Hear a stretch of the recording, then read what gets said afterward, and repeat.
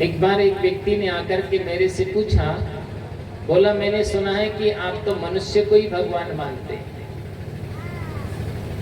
तो मैंने कहा भाई इसमें आपको क्या परेशानी आ गई?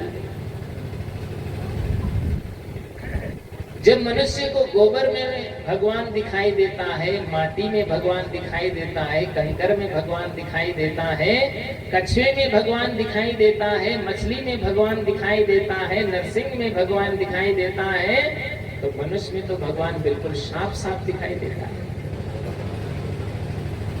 अगर व्यक्ति की दृष्टि साफ है तो उसे हर प्राणी के अंदर में उसके दीदार होंगे।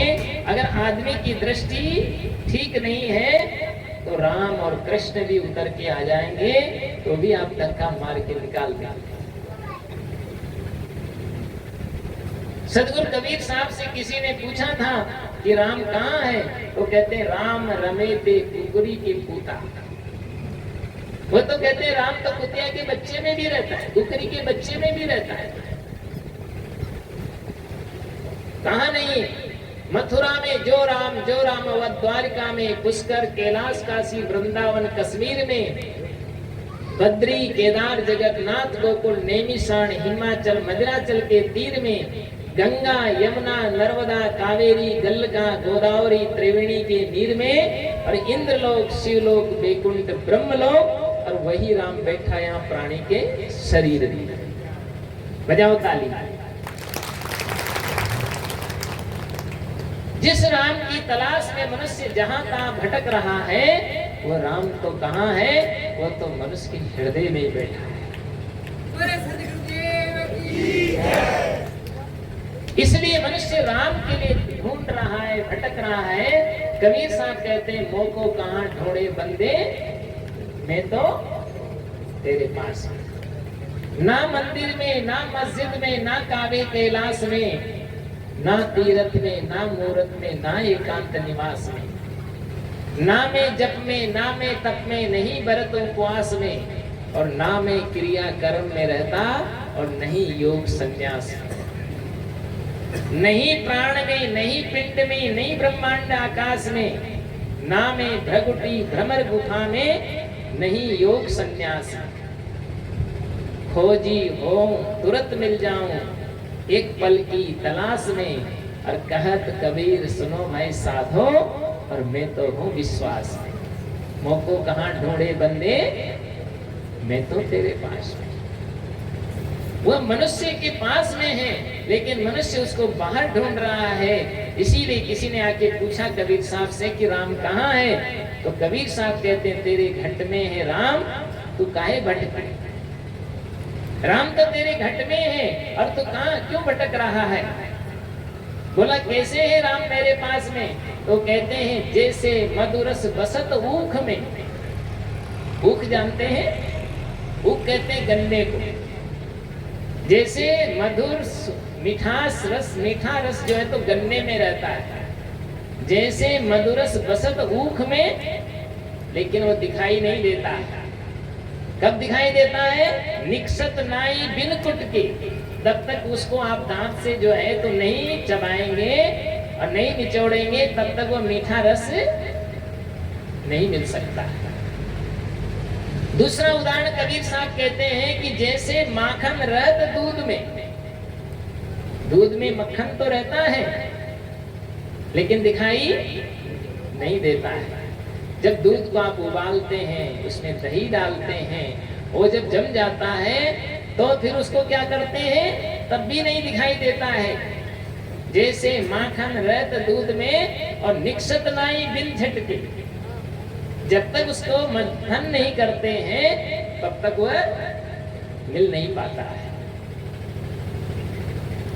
जैसे माखन रहत दूध में, निक्षत नाई बिन झटके, जैसे अग्नि बसत चकमक में। तीसरा उदाहरण देते हैं। चकमक कहते हैं एक लोहा और एक पत्थर, दोनों अलग रहते हैं तो अग्नि नहीं रहती, लेकिन जब दोनों का घर्षण किया जाता है तो उसमें से अग्नि प्रकट होती है।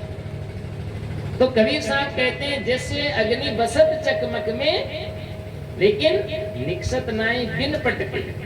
जब तक उसका घर्षण नहीं करेंगे, एक दूसरे पर नहीं पटकेंगे, तब तक वह निकलेगी नहीं, प्रज्वलित नहीं हो पाएगी। ऐसे कबीर साहब कहते हैं, कहत कबीर सुनो भाई साधो, और हरि न मिलेंगे बिना अटके। जब तक आपका मन एकाग्र नहीं होगा, मन में निर्मलता नहीं आएगी, और जो है तो चित्त शांत नहीं होगा, तब तक जो है तो हरि न मिलेंगे बिना अटके।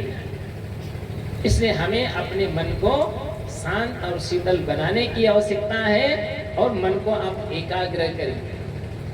और मन को एकाग्र करने के लिए क्या करेंगे? उसके लिए आप थोड़ा थोड़ा ध्यान करिए।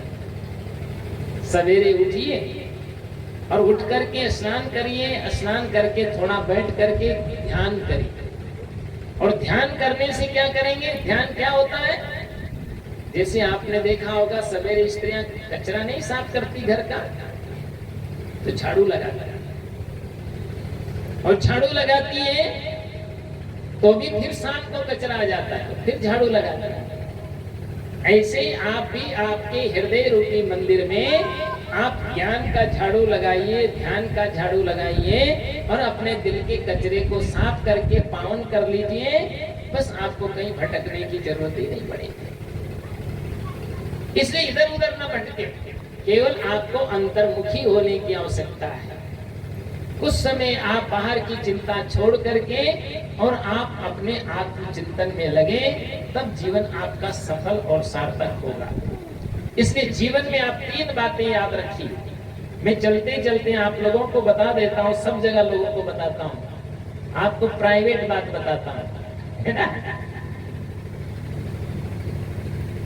आप ये बात याद रखिए कि दुनिया में जो है तो सारी चीजें छूटेगी, और ये आप भी जानते हैं कि सब छूटेगी, फिर भी हम जबरदस्ती उसको पकड़ते हैं। जो छूटता है वो अपना नहीं, और जो अपना है वह कभी छूटता नहीं। ये आप पक्की बात याद कर लीजिए, ये सूत्र याद रखिए। जो छूटता है वो अपना नहीं, और जो अपना है वो कभी छूटता नहीं। अब क्या छूटता है? आपका मकान छूटेगा, दुकान छूटेगी, फैक्ट्री छूटेगी, गाड़ी छूटेगी, बाड़ी छूटेगी, लाड़ी भी छूटेगी, है ना? और इतना ही नहीं, आपकी बॉडी भी यहीं पड़ी रह जाएगी। ये भी जो है तो यहीं पड़ी रह जाएगी, और इसको लोग उठा करके होली की तरफ फूंक देंगे, या मिट्टी में दबा देंगे, या पानी में फेंक देंगे। अंतिम में यही होता है, हिंदू ले जा रहे, तुर्क ले गाड़े, ये विधि अंत दोनों घर छाड़े। हिंदू लोग क्या करते हैं? फूंक देते हैं, और मुस्लिम लोग मिट्टी में दबा देते हैं, वो कब्र बना देते हैं, है ना? तो हिंदू ले जा रहे, तुर्क ले गाड़े, और ये विधि अंत दोनों घर छाड़े। लेकिन अंतिम में सब कुछ यहीं पड़ा रह जाएगा। लेकिन जीवन में याद रखिए कि आपका जब सब कुछ छूटेगा, तो फिर मनुष्य के साथ चलेगा क्या? तो मनुष्य के साथ सिर्फ 3 चीजें चलती हैं। कौन कौन सी? पहला धर्म, दूसरा कर्म, और तीसरा भजन। ये 3 ही मनुष्य के सच्चे साथी होते हैं, बाकी सब यहीं रह जाएगा। इसलिए धर्म के प्रति आस्था रखिए, आप धर्मवान बन जाएं, धर्म में तटस्थ रहें, अपने धर्म को छोड़े नहीं, लेकिन धर्म के मर्म को भी समझें। और धर्म के मर्म को जो व्यक्ति समझ जाता है, वास्तविक में उसके जीवन में आनंद और शांति उसको मिलती। नहीं तो ये समझ लीजिए, धर्म के नाम पर भी आजकल लोग लड़ रहे हैं। धर्म आदमी को लड़ना नहीं सिखाता, धर्म आदमी को तोड़ना नहीं सिखाता, धर्म तो आदमी को जोड़ना सिखाता है। इसलिए जीवन में याद रखिए कि हमारा जो धर्म है वो क्या है? धर्म तो सत्य है, धर्म तो करुणा है, धर्म तो प्रेम है, धर्म तो उदारता है, धर्म तो सेवा है, धर्म तो कर्तव्य परायणता है। ये धर्म के ही सारे के सारे अंग हैं। इसलिए राम ने भी कहा, धर्म न दूसर सत्य समाना। जीवन में याद रखिए कि सत्य से बढ़कर के दुनिया में कोई धर्म होता ही नहीं। सत्य में स्वरलोके सत्य धर्म सदा श्रित, सत्य मूलानि सर्वाणि सत्यन्न नास्ति परम पद। सत्य ही ईश्वर है और सत्य पर ही धर्म आधारित है। और सबका मूल क्या है? वह सत्य है। और सत्य किसे कहते हैं? जिसका कभी भी विनाश नहीं होता, उसी को सत्य कहा जाता है। इसलिए हम सभी को चाहिए कि हम सत्य के पथ पर चलें, तो धर्मवान बने। दूसरा, हम कर्म अच्छे करें। और तीसरा, भजन। भजन के प्रति हमारी आस्था हो, भजन के प्रति हमारी लगन हो। और जो भजन में जिसका मन लग जाता है, वास्तविक में उसका जीवन ही आनंदित होता है, सुखी होता है और उसका कल्याण भी हो जाता है। इसलिए सारी चीजें ही छूटेगी, लेकिन मनुष्य के साथ क्या चलेगा? ये तीन चीजें, पहला धर्म, दूसरा कर्म और तीसरा भजन। ये तीन ही मनुष्य के साथी होते हैं। तो आप ध्यान दीजिए, मैंने कहा था आपको प्राइवेट बात बता देता हूँ। देखो, बेटी डिपॉजिट है जवाई की, उसको तो जवाई ले जाएगा। और आज के जवाई तो बड़े फुर्तीले होते हैं, है ना? तुरंत बेटी विदा करो तो ठीक है, नहीं तो रिश्ते नाते भी तोड़ने के लिए तैयार रहते हैं। तो बेटी डिपॉजिट है जवाई की, उसको जवाई ले जाएगा। और बेटा डिपॉजिट है बहू का, बहू का हो जाएगा। फिर आपकी सुने न सुने कोई गारंटी, और आपको सुना के भी क्या करना है? तो बेटी डिपॉजिट है जवाई की, उसको जवाई ले जाएगा। बेटा डिपॉजिट है बहू का, बहू का हो जाएगा। और बॉडी डिपॉजिट है काल की, ये बॉडी डिपॉजिट है काल, किसको काल खा जाएगा। अगर आप भजन में लग जाओ तो तुम्हारी जिंदगी का बेड़ा पार हो जाएगा। इसलिए सभी को अपने जीवन में भजन के प्रति लगन रखनी चाहिए।